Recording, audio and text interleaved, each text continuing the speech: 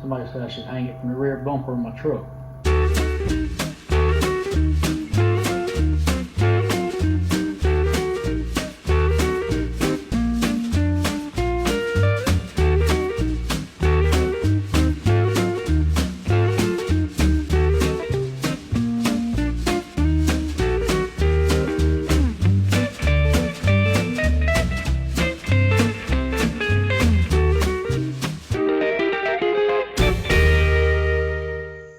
Hey guys, welcome back to Square County Homestead.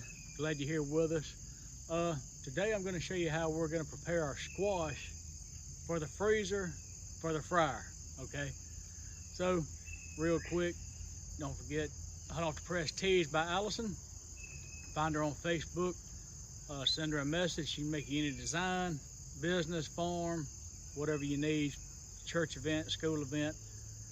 Mention Square County Homestead, she'll give you a discount. So let's get on to the video. All right guys, you picked your squash, got it washed up, it's good to go. Now I've got a pot of cold water, put a little bit of ice in there just to cool it down. So we're just gonna cut it up. I always just take, that's about a perfect size squash right there, size of your hand. I'm gonna cut that end off. That's gonna go to the compost pile. Now we're going to cut these thin. We're going to get these cut up, throw them in this water. I wonder if they've ever seen anything like this. I couldn't help but kind of chuckle and laugh. Somebody said I should hang it from the rear bumper of my truck.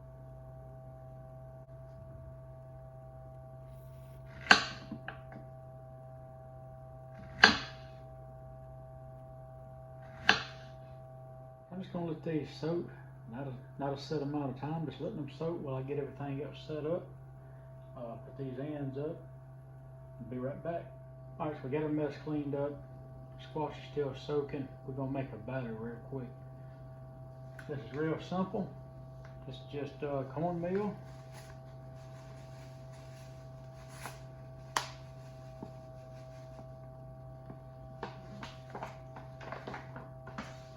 Put a little bit of salt in there.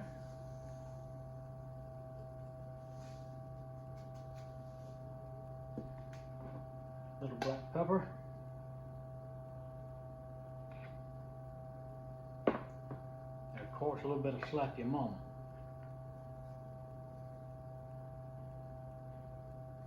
Not too much. Now, I'm going to tell you something else you could use.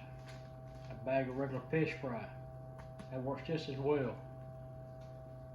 So this is made up. I'm gonna go drain this and be right back. Okay, so your squash is draining, our breading's made. Just get a little pan out. I don't need a great big cookie sheet or something like that, but you can use that. Nothing wrong with that, depending on the amount of squash you got. But you're gonna need some wax paper. And I've already cut this one to fit.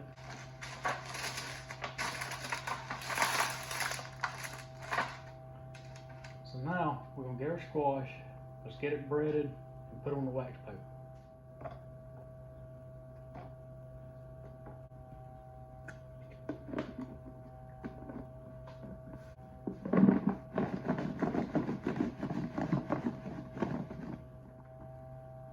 Now we're just going to take each one, lay it right on that wax paper. Get that first layer in, put another layer of wax paper.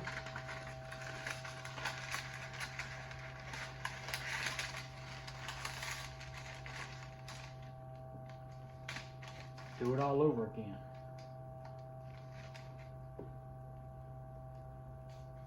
So all we're going to do, we're just going to keep building up the layers. Like I said, we just got a small batch. If you got a whole crop load, you may want to use one of those big baker sheets or something else that's bigger, but you got to remember, do you have freezer space for this to fit in? Okay, so we're done with the hard part. Now, that thing almost looks like a banana pudding sitting there. Now you can take this cornmeal, if you mix some up, put it in a Ziploc bag, hang on to it. what I'm gonna do here, because I'm gonna be making a whole lot more of this. I did pretty well. I knew about what we had, and we had a little bit left over, not much. So I'm gonna go stick this in the freezer, and I'll probably get it out in the morning, and we'll start bagging this stuff up. Okay, next day.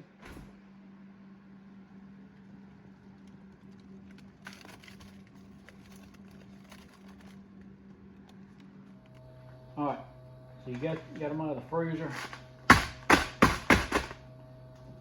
We just got a little freezer bag. Make sure they're freezer bags and not storage bags. Allison's over there getting the food saver system going. We're going to actually use some of those in that system. So they just peel right off. They're froze. Yeah, that's probably going to be enough for us at one sitting.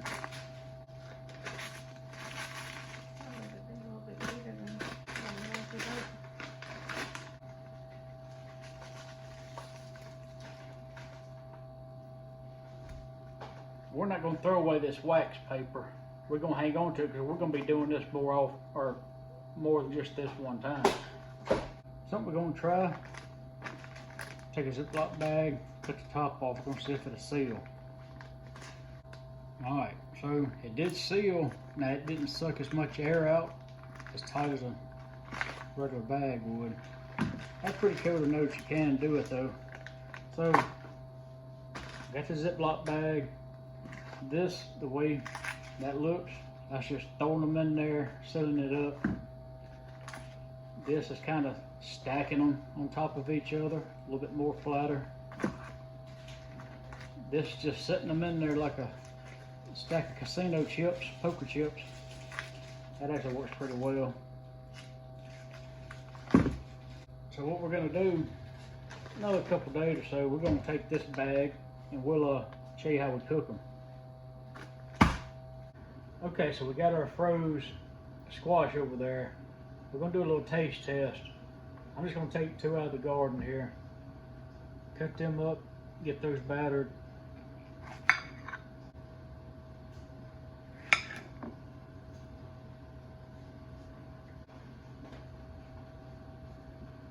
Okay, so there's the fresh squash. Just got it battered up. Now here's our little, remember the little bag we sealed with the sealer? That's our froze squash. We're gonna put it in this plate. So the fresh squash will be in this blue plate.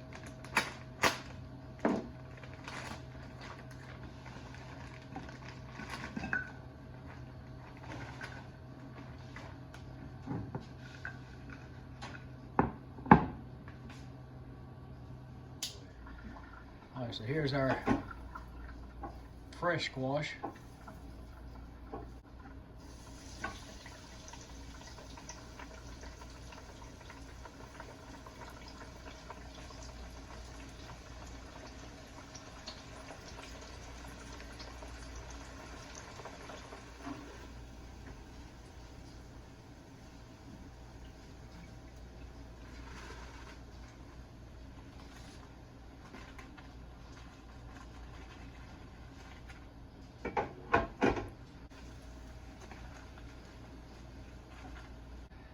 Okay, so here's our froze squash. I'm gonna give it a try.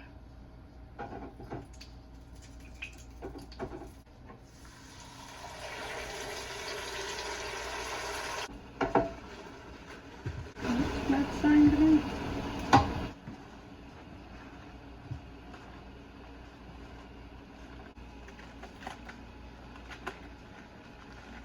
All right, so that's our fresh. This is our frozen. You can see it's a little bit of different coloration, where it looks like it got darker on one side than the other. Well, there's one that's pretty even. What we did see is the batter didn't stay on, not completely fall off, but some of it didn't stay because we was letting it thaw out a little bit. Allison mentioned this. She said a lot of times she'll batter these or soak them in milk before she batters them. We didn't. We just rinsed them off with water. Same thing with these whenever we battered them. So that may be something to think about, battering in milk and then put your batter on there. the most important is, you know, how they taste. Let's try it.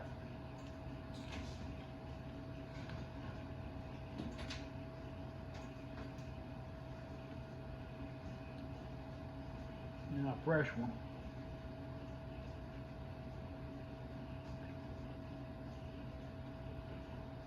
There's no, I don't taste any different. So we think this is gonna be the way to go for us freezing. Okay, so we're gonna try to soak these in milk just a little bit. Just skim them in milk, then we're gonna bread them up.